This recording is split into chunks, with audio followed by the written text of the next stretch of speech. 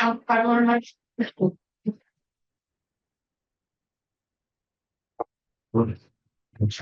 Find supplements. Keep living. Right. All of it. And that's sure. It's probably.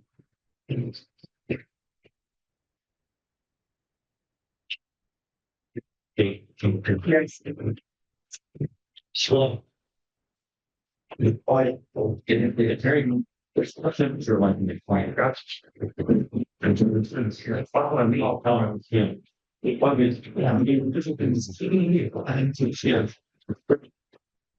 Well, anyway, that's what our job is. Be. In plan. Mr.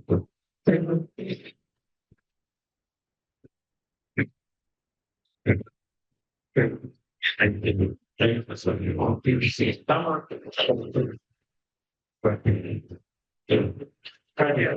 that ultimate answer,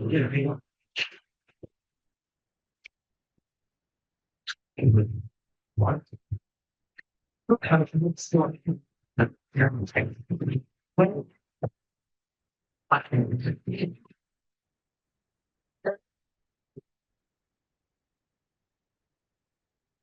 Welcome. Well, there was, Sandy just put a card over there, that's for Jerry Piper. If you could all maybe sign it, send it around to all the tables and we'll try to get to them.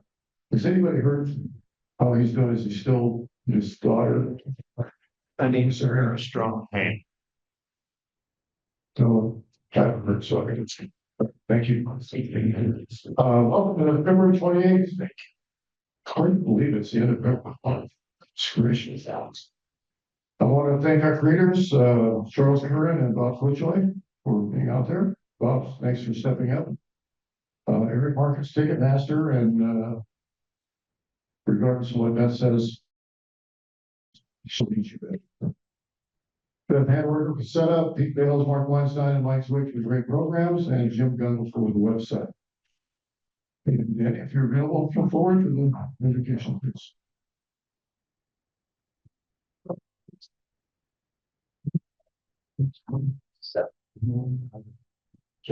Well, good afternoon. Would you please join me in prayer? Lord of the universe, you have given most of mankind a strong desire to do good, to be honest and to serve others, to faithfully fulfill these obligations to their neighbor. Help us as Rotarians to do good. Help us Rotarians to be honest and ethical in our dealings. Help us as Rotarians to serve others. Help us as Rotarians to faithfully fulfill our obligations as neighbors to our community, our nation, and the world. Thank you, Dan. And Secretary's report, Joe Jenkins. Yes, we are at that. So, we're at 58% today, and we have a couple of guests. Randy, you can go first. Good morning. This is my daughter Miranda. She is a senior this year in Beavercreek. Welcome.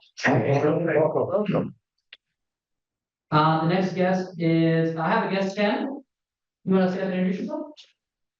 Hi, everyone. I'm glad to be here at my first meeting and interested to learn more. I'm Ken DC. Stephanie,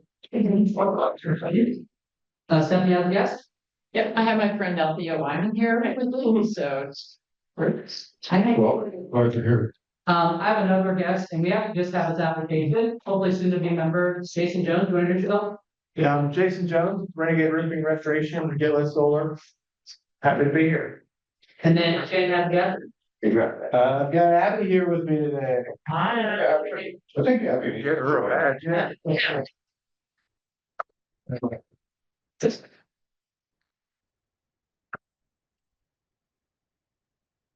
It's good to see you too.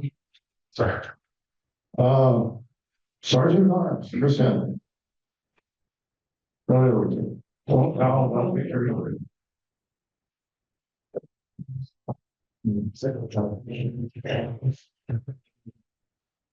Good afternoon, fellow Rotarians, and hello again to all of our guests, Althea, Ken, and Miranda, our future potential Rotarian, Jason, and of course, our long-term Rotarian apprentice, Abby, and of course, our speaker who will soon be up here. Welcome again to the February 28th meeting of the Rotary Club of Beavercreek. And John, I will give you a heads up. Do not get offended if you see people napping today.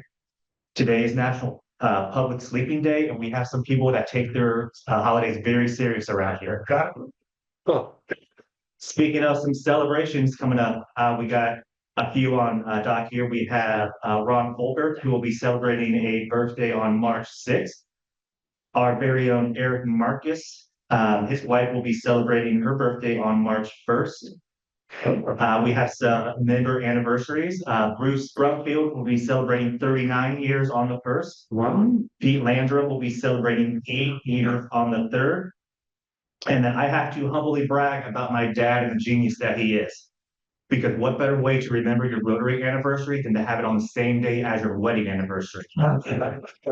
But he was not a lunatic. He did not do them on the same day.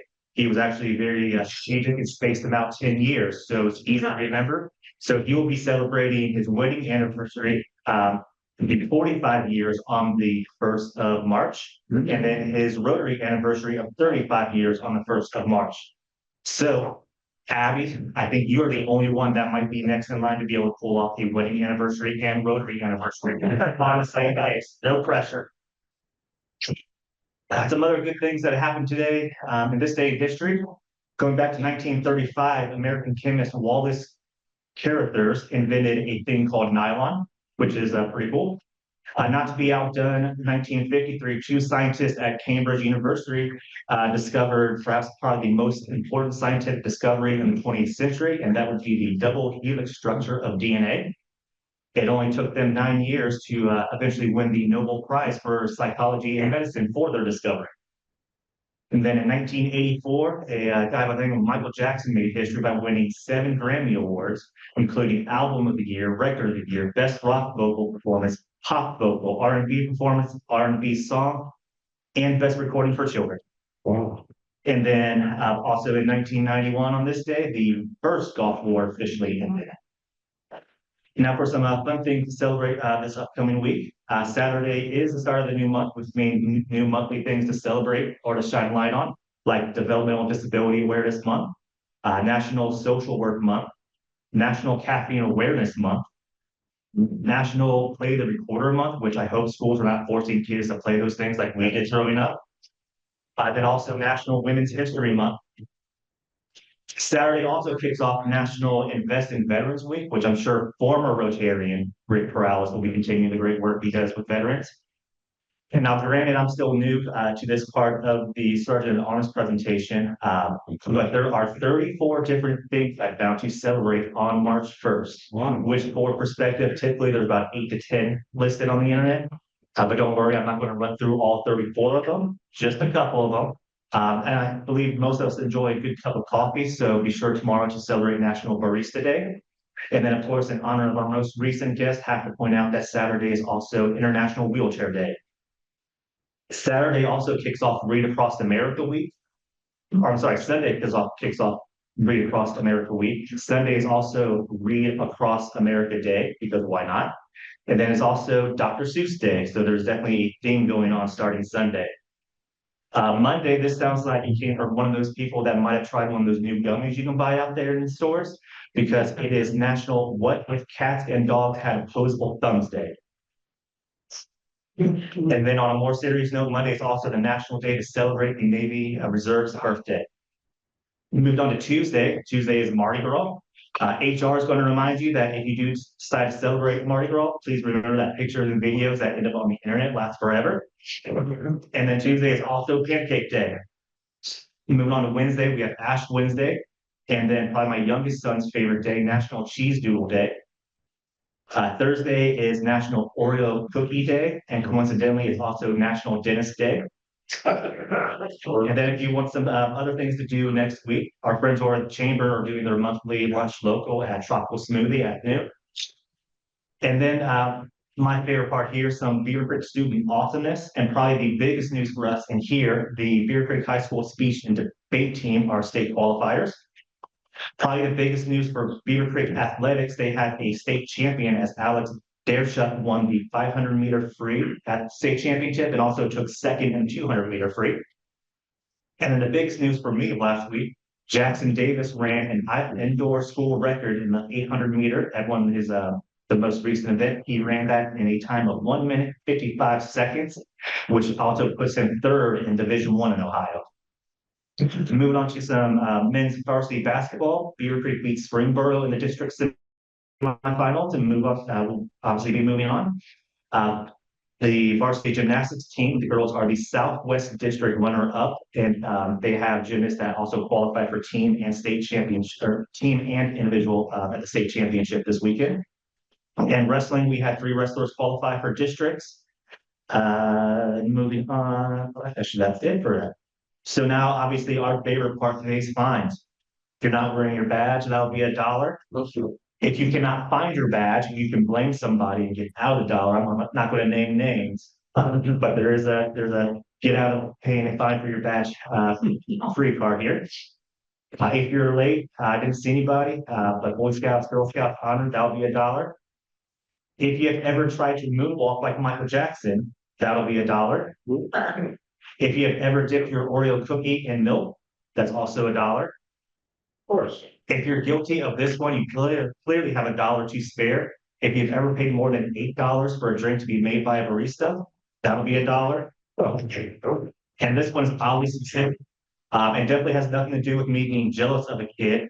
But if your kid got a picture of Pat McAfee in the background saying "What's up, dude?" while at a WWE event that was being streamed to the whole world on Netflix earlier this week, that'll be $1, Joe Jenkins. John. Sir? Where you got that hat? Thank you. He's getting better with his fines, so we will be able to finance it. Well, so that's good. And Gus, you out there, maybe. I'll add on to first sergeant's report. My daughter participates in the Beavercreek High School color guard, winter guard. And last weekend they were in gatherings competing against 17 other schools, and they got third place. 16.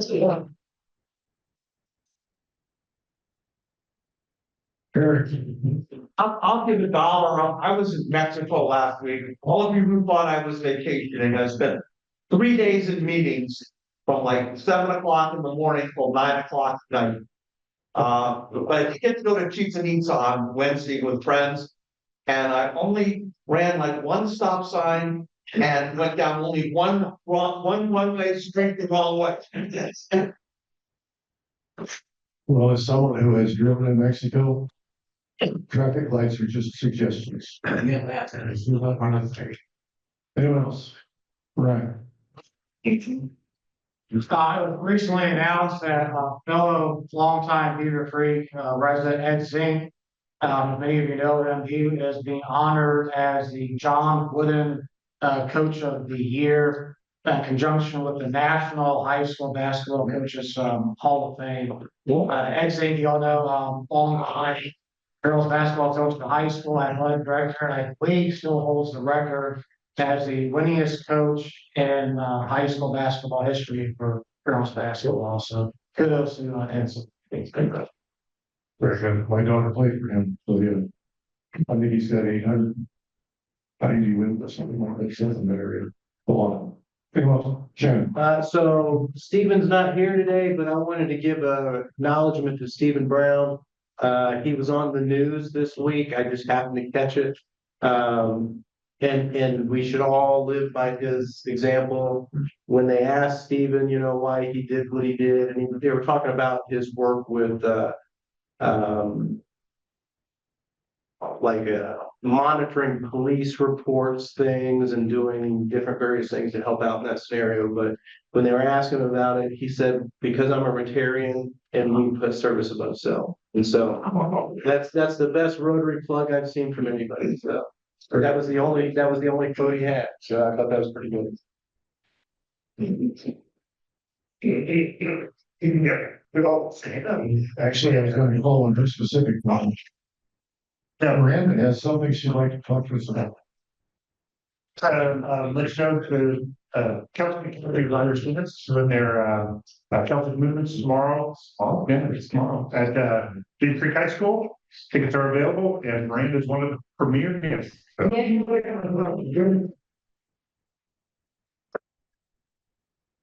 Anyone else happy about this? And, wow, we have to take a drawing. Hey. There you go. Don't draw your death. Draw, not no Jesus. Yes. All right, ticket number is 653-578.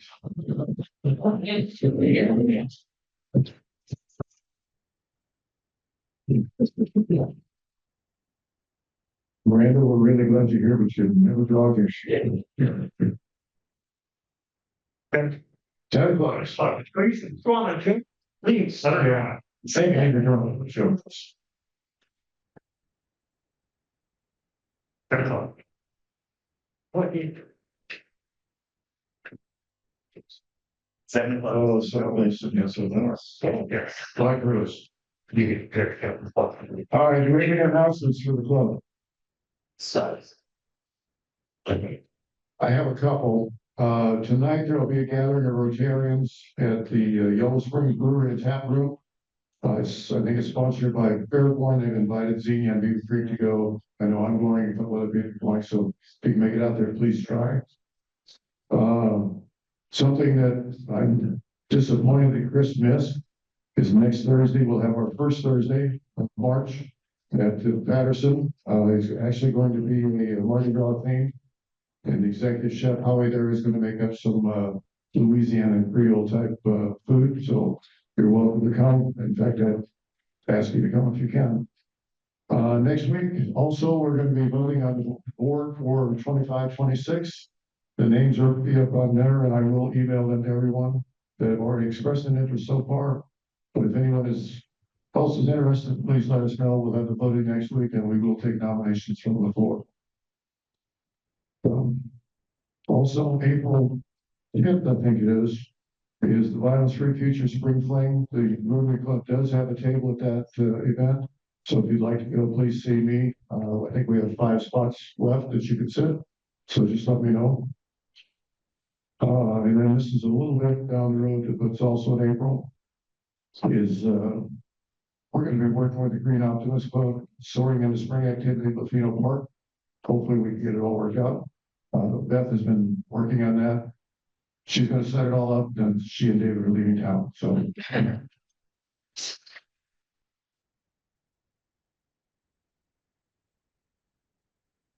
all right, here comes our speaker. It's John McCants. John leads McCants Consulting Group in providing timely, accurate consulting services to business operations, strategic planning, engineering, and scientific research needs. He focuses his consulting services on the defense, Department of Homeland Security, executive branch, U.S. Congress, and state and local governments. Additionally, he's an adjunct professor at Wright State University, teaching the National Security Politics course for the Department of Political Science.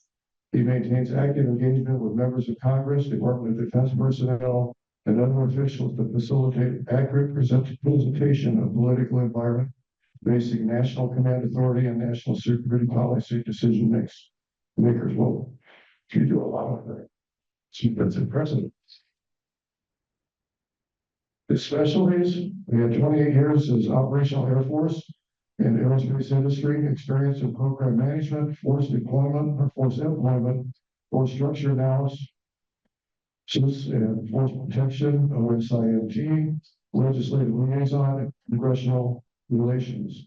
In addition, John is a director of the director of the ESG's Employer Support for Guard and Rescue, Guard and Reserve. Please welcome John McCants.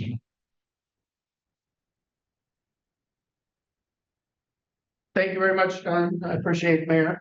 They just printed that today, so that's why I couldn't read it off, and I shouldn't go over it. Thank you very much again, Mayor. Well, I am John McCants. I'm happy to be here today to talk to you a little bit about Employers Sport Guard Reserve. ESGR was established at the end of the Vietnam conflict. We're on our 53rd year. We were established by Congress to support Guard and Reserve members, primarily initially as individuals who were returning from the Vietnam conflict who had been in Guard or Reserve units. They came back and found themselves without civilian jobs when they returned, because a lot of those jobs had been filled and there was no mechanism to protect the reservists and guardsmen. So by act of Congress, ESGR was established to provide that protection to Guard and Reserve members and to develop an office within the Pentagon that would liaise with military units to ensure that the leadership in those units and the Reserve and Guard members, and I will refer to them as a reserve component, pretty much that's Guard and Reserve. Reserve component members were aware that ESGR existed, and then the other aspect of that would be to liaise as a committee. We would liaise with civilian employers to educate them on the role of the Guard and Reserve, and to provide a mechanism as ombudsman to negotiate between Guard and Reserve members and their civilian employers in the event that there were any discrepancies or any friction points between the two parties. Again, that's pretty much what ESGR is all about. Just what I said there, reserve component members, and the triad, if you will, of what we do are military outreach, employer outreach, and then ombudsman. The primary instrument that we have as a tool for the committees, there are 54 committees around the world, literally. There are a state committee in each state. The District of Columbia, U.S. Virgin Islands, Puerto Rico, and Guam, Northern Marianas all have committees, because in each of those locations, primarily in our territories, it is more Guard centric than it is Reserve centric. But again, it is a Reserve component that we support. So you could literally have a member that lived in one of the territories that could participate in a Guard or a Reserve unit in the United States and not in the territory, and we provide protection as a collective, as an enterprise. The USERRA law, what it does is I'll back up from that.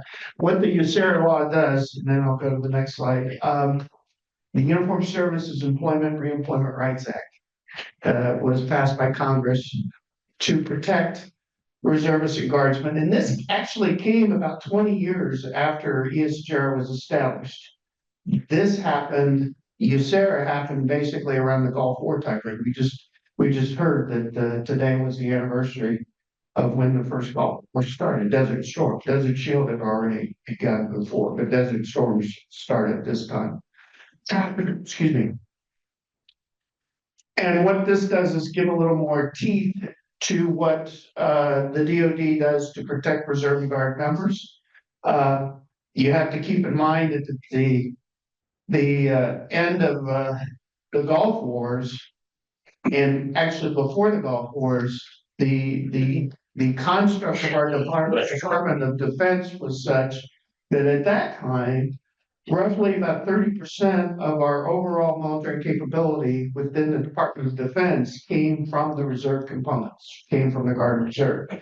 Now, in 2025, we are nearly at 50% of our military strength. In some missions, some very specific missions, the Guard or Reserve all the way up to 100%.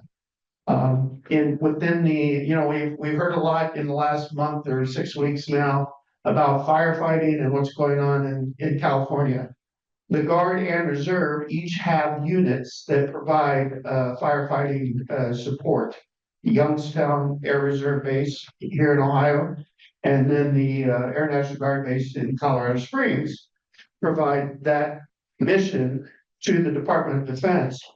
And that's 100% of the mission within the Department of Defense. So there's an example of where our reserve components contribute well above that 50% rate.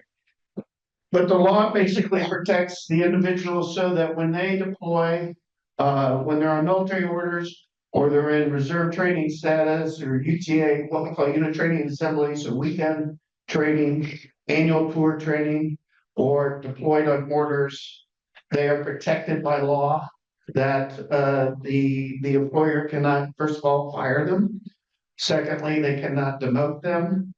They cannot in any way punish them for their military participation. On the table in the back or over where you checked in are folders with this information in it that would be beneficial to anybody that would be interested as an employer Does anybody want? while you're at it? or a military member. If you know a military member, some of the information is quite beneficial to the reserve component members, because quite frankly, a lot of the reserve component members don't fully understand protections that they have. So it's a good thing to have. And this, in case you want to take a screenshot of that, that's the QR code for the USERA law that provides those protections to the reserve component members. One of the unique things in the law is that a reserve component member, if they're going away for training, whatever the case may be, and then they come back, there's actually a graduated scale of when they have to return to their civilian employment.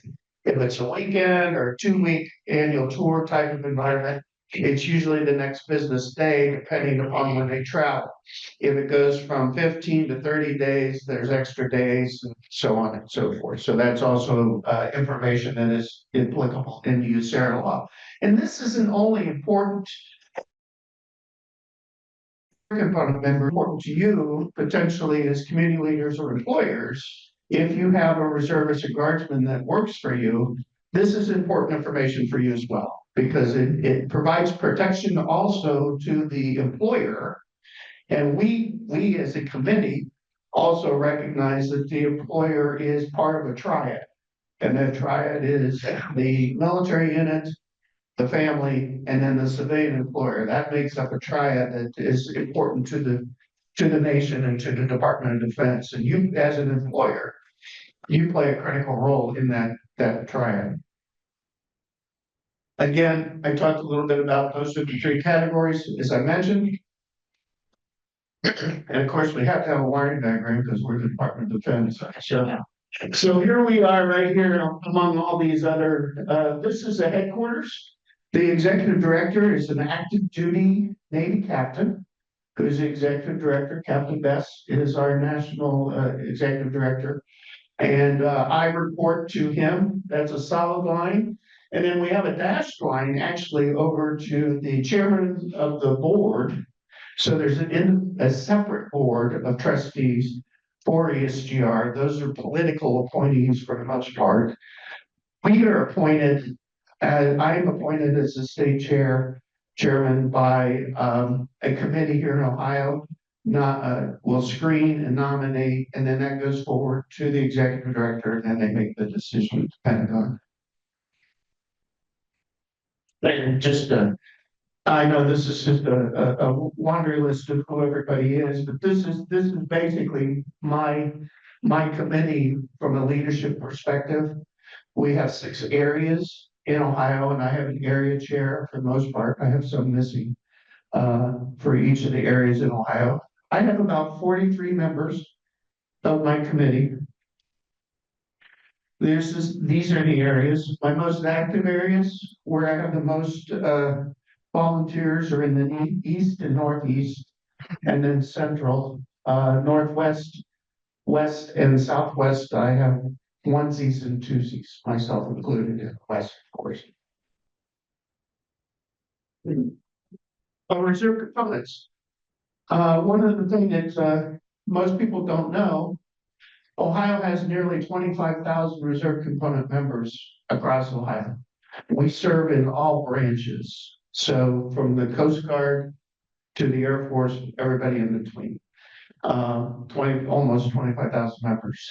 And they are peppered literally throughout all 88 counties. They may reside in all 88 counties. In some cases, they reside in other states.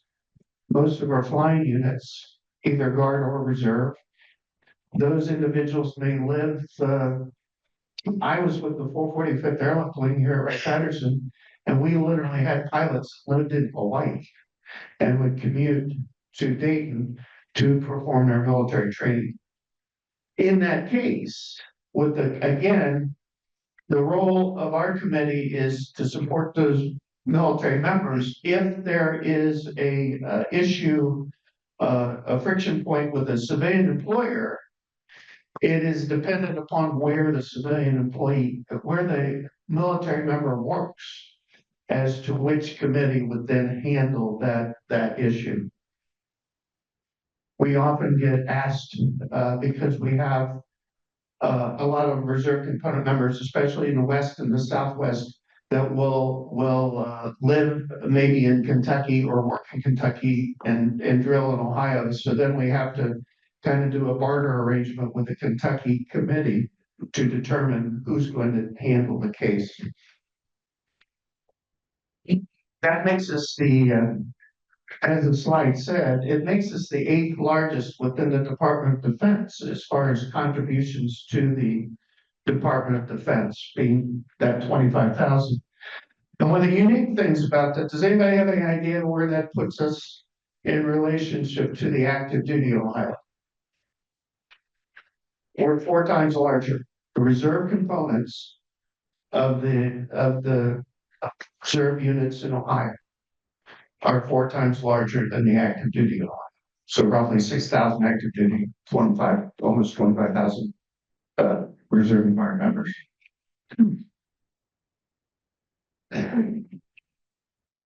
Obviously, there's something to be said for the skill sets that a reserve component member brings to a civilian employer or to the community: leadership, training, discipline.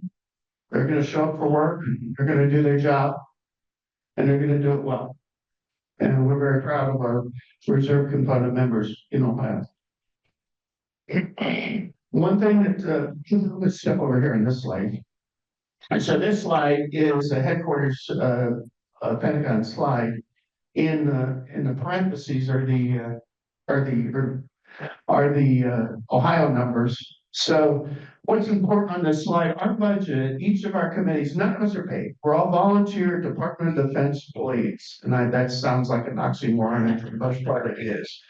But we're a non-paid Department of Defense volunteer employee. We get travel and per diem. So if I travel around the state, I'll get mileage. And if I have to stay overnight, if I'm going up to Cleveland or something like that, I can stay overnight and get paid for it. But our budget is roughly $35,000 a year. And as you can see here, in negotiating, using our ombudsman to negotiate with an employer and a reserve component member, the estimated value return on investment there was $89,000, almost 90. And when you look at what the Department of Labor would suggest a case would, if the Department of Labor would have to adjudicate a case. So how this happens is, it comes first to our committee. We have 14 business days to mediate between that reserve component member and the employer, to the satisfaction of the reserve component member for the most part. Now, there are cases that the reserve component member hasn't done what they were supposed to do, or they may attempt to game the system a little bit, if you will. And I'll give you an example of that. When an individual, for the most part, reserve component guard reserve units, they will give you your annual schedule usually in October or November because of the fiscal year. So they will give that to that reserve component member. It is then incumbent upon that reserve component member to provide a copy of that to their civilian employer. It's not always the case. And when that doesn't happen, that's where some of the problems come into play. For the most part, the reserve component members do what they're supposed to do, and there are friction points. We have 14 days to mediate. If we can't, and the reserve component member is not happy, then it goes to they have the option to go to the Department of Labor. And if they go to the Department of Labor and file a grievance, we're out because we're not litigators. We have no role in that. We step back and it becomes a conversation between that reserve component member and with the Department of Labor. And what we did last year, that value is evaluated at about, well, $182,800, almost $183,000. When you combine those two numbers and you subtract our $35,000 annual budget, we had a cost savings to the Department of Defense of almost $250,000. And we're the 8th largest committee, but when you start talking Texas and California and Florida, now you're talking up near $1 million in return on investment. So it's a good thing. It's a good thing for what we do is a good thing for the Department of Defense and for our reserve component members. My priorities are outreach. This is outreach. I was on Wright-Patterson. I gave a briefing there with all the individual mobilization augmentees, IMAs, which are individual reservists that work across the enterprise of Wright-Patterson. I briefed them yesterday. Today I'm here with you, employers, community leaders, public officials. So that's part of my job as the state chairman. We train more ombudsmen. Backing up to this slide, cases assigned, we had 58. Last year, we are at about 60% higher this year. We've already exceeded this 58, and it's the second quarter. We're on a fiscal year quarter, Department of Defense fiscal year quarter. So we are at the half year mark almost. Well, almost. We'll be at the half year mark on April 1st. So we see an uptick in the number of cases, and as you're probably very aware, you see more and more almost every day now. You're seeing where a guard or reserve unit is being mobilized to go somewhere to do something. And we don't see that changing anytime soon. So we're training more ombudsmen for that very reason. I've got 3 in the pipeline, including the immediate past mayor of Beavercreek, Bob Stone, is on our committee, and he's going to become an ombudsman for us. I'm very proud of that. And then one of the things that I've noticed is in my travels, I'm in my second year of doing this, is that there are opportunities within certain career fields. When you look at 24,000 and 100 and 218 units roughly across Ohio, everybody has security of some nature and everybody has medical. And one thing that we know we need in Ohio is more law enforcement professionals. So I'm coordinating with the law enforcement community across Ohio to see if we can build a pipeline where an individual that qualifies militarily to become a security forces person, regardless of nomenclature or regardless of service, has a pathway to a community law enforcement job if they're going to be a traditional guardsman or reservist, so part-time, if they're going to remain part-time. So that's one of my initiatives. One of the things that we are happy to do, we have a variety of things we are happy to come out and do outreach on. The Department of Defense has a lovely certificate here, a statement of support. This is available to any entity It doesn't necessarily have to be a business. You don't necessarily have to have a reservist or guardsman working for you. But it's simply a document that indicates that you do support the Guard and Reserve, you do support what they do for our country. And it's a lovely award. We'll do a ceremony if you want. We'll come out, take pictures, do our social media, you can do your social media, and you can frame it accordingly. And that information is available in your packet as well on how that happens. Another one thing that is available, this is not something that we drive. This has to be driven by the reservists or guardsmen. But there are a number of awards that can be presented to employers.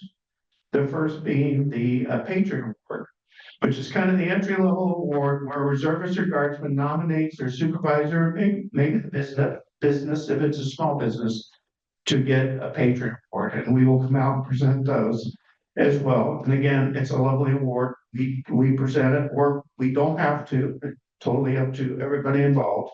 And if we present it, then we will obviously use it on our social media as well. The final award is, I have this, I'll back up a minute. The other award is the Freedom Award. The Freedom Award is a national award. There are 3 categories. There's a private sector, large business, public sector, large business, and then small business.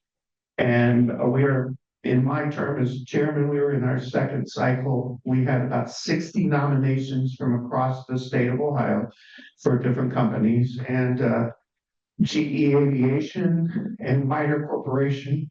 GE Aviation being a large business, private sector, MITRE Corporation being a large enterprise, public sector, and then a Lifeline, which is a medical ambulatory care provider in Ohio, was their small business. Those goes all the way to the Department of Defense. And we're competing with all 54 committees. If one of our nominees should be selected at the national level, they're brought to Washington and it's presented at the Pentagon by the Secretary of Defense. We're always looking for volunteers. As I said, I have about 43 volunteers to cover 25,000 reserve component members in 88 counties. So I'm always looking for help. Happy to talk to anybody about that. And that's it. Do I have any questions? Yes, sir. Volunteers, do you need to be former guard? Absolutely not. As a matter of fact, I kind of like a blend, and most committee chairmen will say the same thing.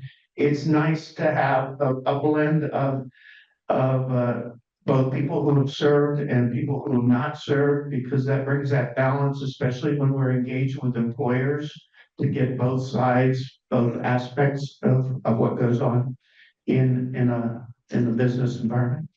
Yes, ma'am.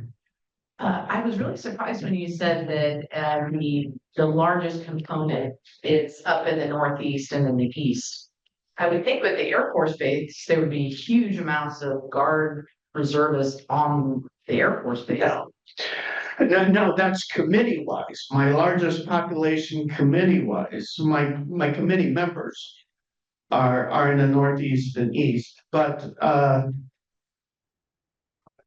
from a population perspective of reserve component members, I would say the Northeast and Central regions are the 2 most populous. We have a tremendous, shoot back there real quick. We have a tremendous number of, target. So when you look at the Army National Guard, let's see, get this right. The Army Guard and Reserve are our largest population.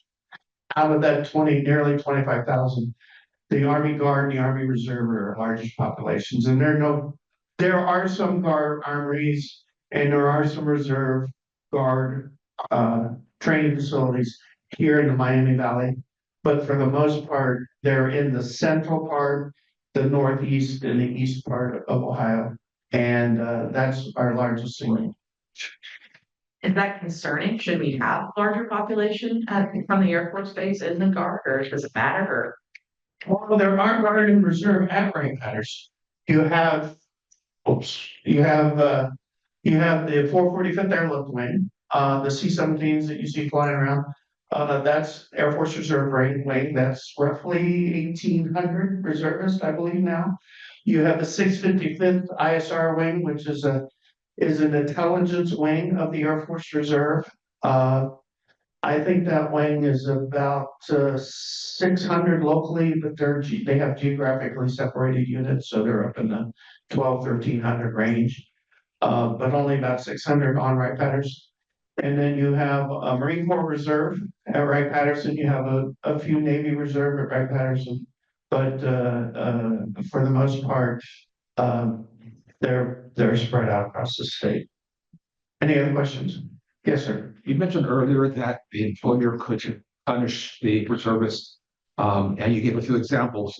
Must the employer keep his or her open permanently through their service, or? There's a time element involved. It's in the ombudsman stuff, and I am not the ombudsman for a good reason, because I'll say stupid things. So I want to say it's 4 years. The employer, and when you say open, that's not what USERA does. The law protects the individual that they have to come back to a comparable position at the same pay scale without losing seniority. So an individual may go off and be gone, a year. Let's use that as a typical example. And so in that year period, they have to be considered for all promotions in that time frame. They have to be, if there would be a step increase or some sort of upward mobility, all those things have to occur as if that individual was there. The employer doesn't have to pay, some employers do this. There's minimum requirements. And in some cases, like for instance, within law enforcement agencies and within first responders, firefighters, and EMS, the state mandates the minimum requirements to support those individuals that are Reserve Guard members under USERA, and that's a statewide mandate, if you will. But when it comes to other entities, other enterprise, or other individuals, it's really up to that employer what they're going to pay. They don't have to pay for the 401k or the retirement, but they have to afford the military member in the law. By law, they have to afford the military member the ability to pay that money back. And there's a schedule of how much time the military member is allowed to pay back or pay back into their 401k program. And when I was employed, my employer would pay the difference between the Right. salary there Right. and the service, so they didn't lose any money during the time. Right. Well, there's a lot of businesses that will do that.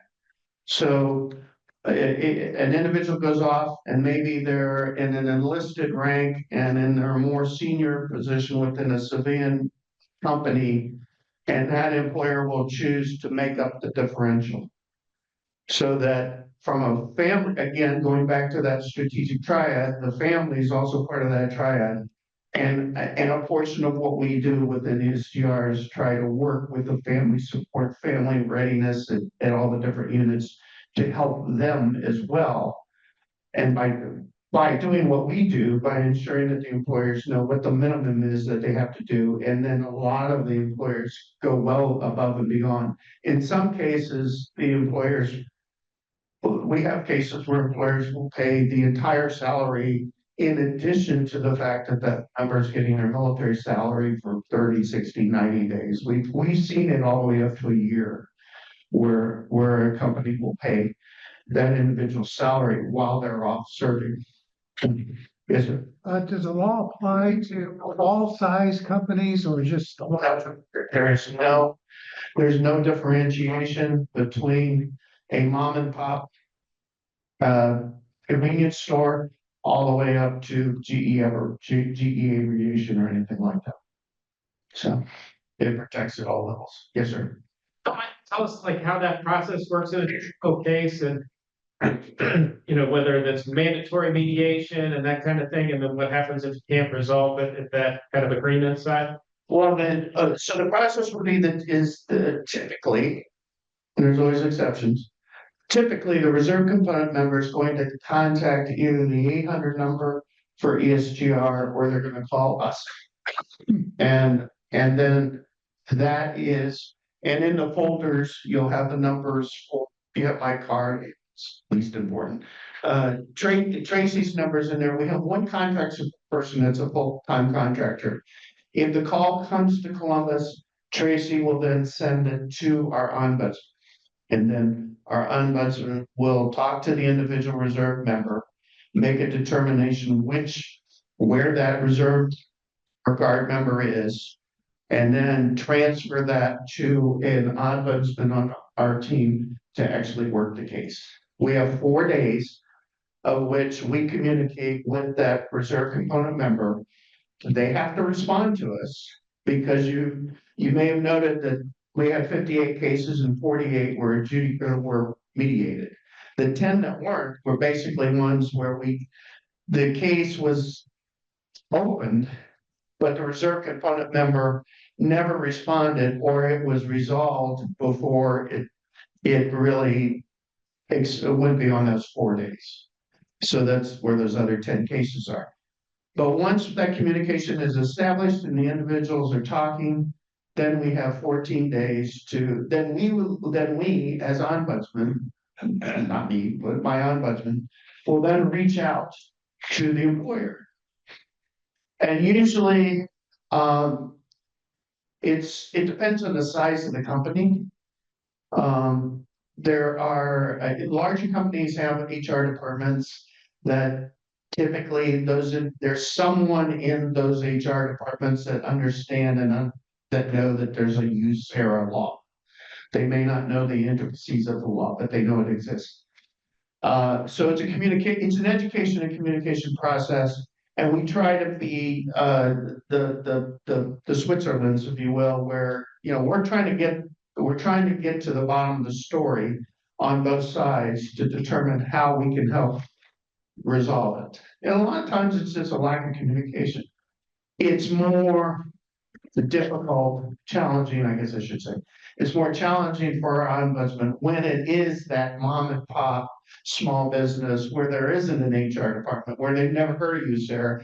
They've never heard of ESGR. They have no idea who we are.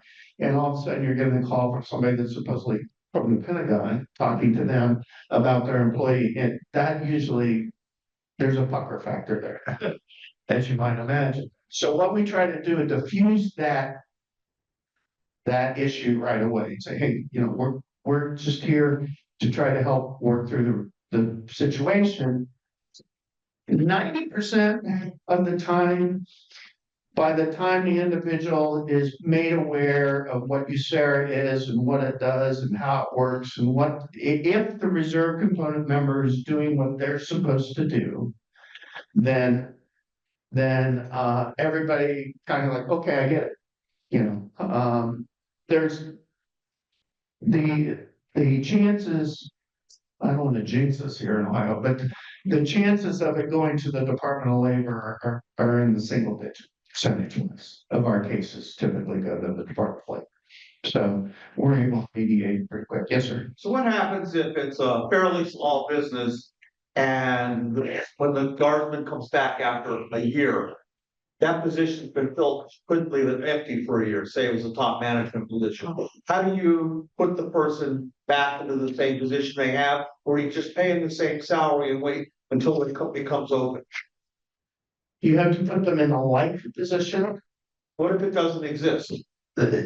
You have to put them in a like position and pay them at the same pay rate or include any monetary increase that would have occurred over that 12-month period. So you have to fire the person that was running the business and put them in it.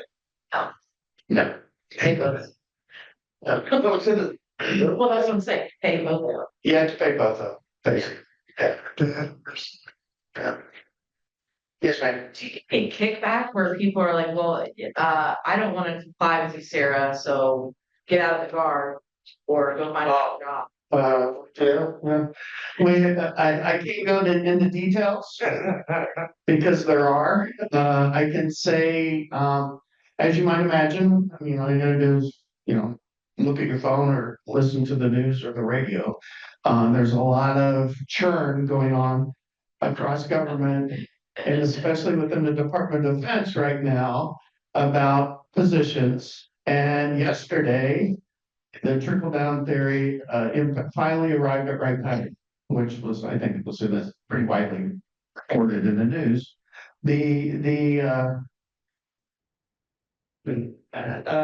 Without going into details, there was an individual that is a guard member who is in a supervisory position, who is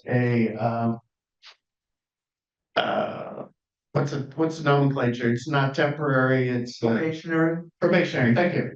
Probationary employee as a supervisor. And they got last minute orders to report for military deployment this coming Tuesday. So they were told yesterday that I'm trying to be as generic as possible. They were told yesterday that they were going to be taken out of the supervisory position. They would have a position. They're going to be gone for a year. They will have a position when they come back. It will be the same grade. They're not going to lose any benefits. They're not going to lose any pay, but they're taking them out of the supervisory position. My speculation is, based upon that churn, and I mentioned a few minutes ago, is that the leadership within that organization at the base said, okay, here's an opportunity to give up a position. We can give this position up. It's more vulnerable as a what's the title again? Probationary. Thank you. I cannot remember. Probationary position as a supervisor. That would be more of a golden nugget to give up to the DoD, and let's put this individual in another position. It takes the pressure off of us and it protects him. That's my take on the whole thing. Now, the individual involved is talking to my ombudsman. I mean, I literally had this call in the parking lot while I was waiting to come in here today. So the individual is thinking they're being fired, and I'm going, I don't think that's the case. I think what they've done is exactly what you just said. They're giving up a position that they were probably going to lose anyway, but they're able to protect him by not making it a probationary position. So, does that make sense? Anybody else? Yes, ma'am. Question. My daughter's in the international credit space, and I love the support we have for employment. Sure. One area that is really tricky is you have so many people that are between 18 to 24 who are college students. Right. There's very little protection. There's very little guidance for universities. It's usually between professors and students. Other than the VA standards of excellence having a vague reference to working with the students, there's really nothing specific. Are you aware of anything on the federal level that they're doing to protect Guard and Reserve students so they can complete their degrees, not only take classes and have it hit to their GPA when they do their reserve and guard time? I know that's out of your realm. Within the Ohio Board of Regents, the state universities, there are policies specific to this that they basically stop. Wherever they are in the semester, quarter, whatever the nomenclature is, they stop the academic record at the previous quarter semester, and it's a timeout for those individual reserve guard members to be able to go off and do what they are going to do. Right. And then when they come back, they work with the individual professors. Now, there's a notification process. They have to notify the professors, but for the most part, they're protected. I think the trickier issue gets to be the 4 days off, 1 week off, that this other shorter term breaks of getting accommodations back. So Just an awareness issue. I think there's still some things that could help. I'll take that. I'll do some research on that, but, yeah, I know there are, we've come a long way because going way back when I was at the 445th and I was the commander of the military personnel flight, we had situations like that. And it was much more, when the students were at a much more disadvantage, so it eventually got elevated through, at the time, Senator DeWine, to ensure that legislation was passed and stuff was done here in Ohio to protect them. I appreciate that. Thank you. Sure, thanks, John. As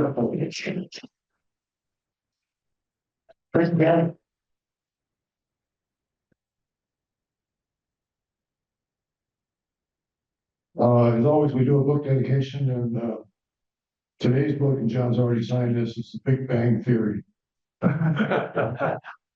That will be placed in the library. Next week's speaker is Celeste Hurley, from the Executive Director of Violence Free Futures. Our greeters next week are Danny Jarvie and David Brandenburg. Keep your eye open for any upcoming programs, either through email at beavercreekrotary.com, and anything else for the good of the club. Reminder about Vanilla Springs Brewery tonight from 5 to 9. And if you'd like to sit at the table, our table, at the Violence Free Futures Spring Fling, please let me know. You know, please stand.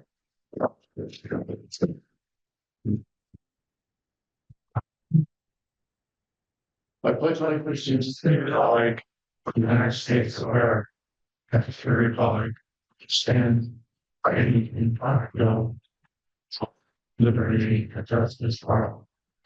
And have a great weekend. Have a great week as well. Stay close. Yeah.